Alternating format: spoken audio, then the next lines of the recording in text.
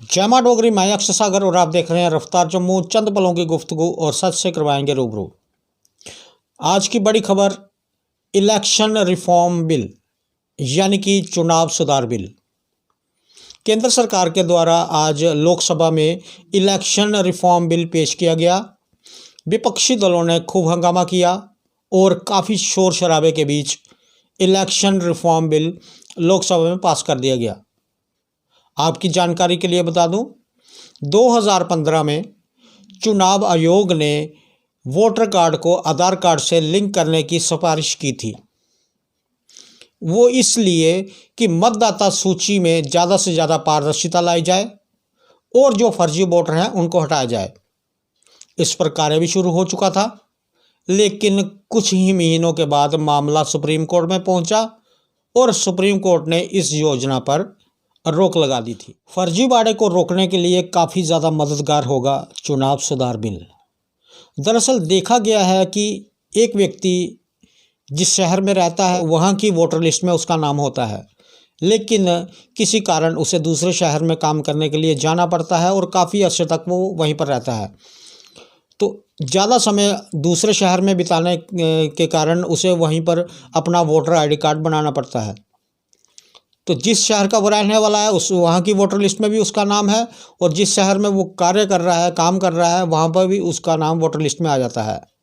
अब इस बिल के आने से क्या होगा, जब वोटर कार्ड आधार कार्ड से लिंक हो जाएगा तो एक ही वोटर लिस्ट में उसका नाम होगा, अलग अलग शहरों की वोटर लिस्ट में उसका नाम नहीं होगा।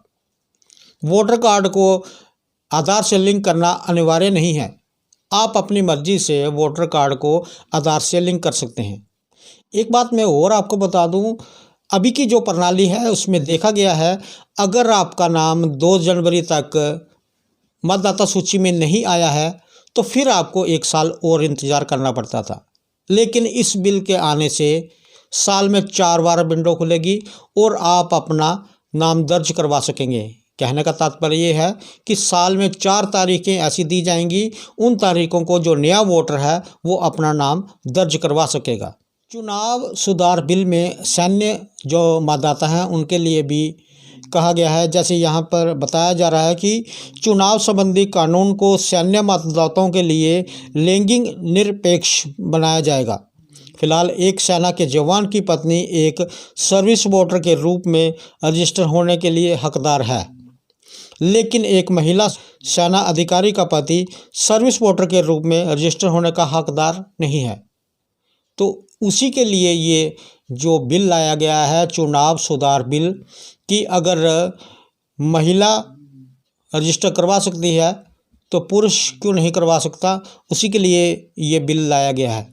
अब कई लोगों ने ये पूछा कि क्या हम ऑनलाइन अपनी रजिस्ट्रेशन करवा सकते हैं, तो आपकी जानकारी के लिए मैं बता दूं कि यहाँ पर बताया गया है कि चुनाव आयोग के वोटर पोर्टल पर वोटर आईडी कार्ड और आधार कार्ड को लिंक करने का ऑप्शन उपलब्ध है। इसके लिए आपको वोटर पोर्टल .eci.gov.in वेबसाइट पर अपने phone number, email ID, voter ID number से लॉगिन करना होगा। इसके बाद प्रक्रिया के तहत वोटर आईडी को आधार से लिंक किया जा सकता है।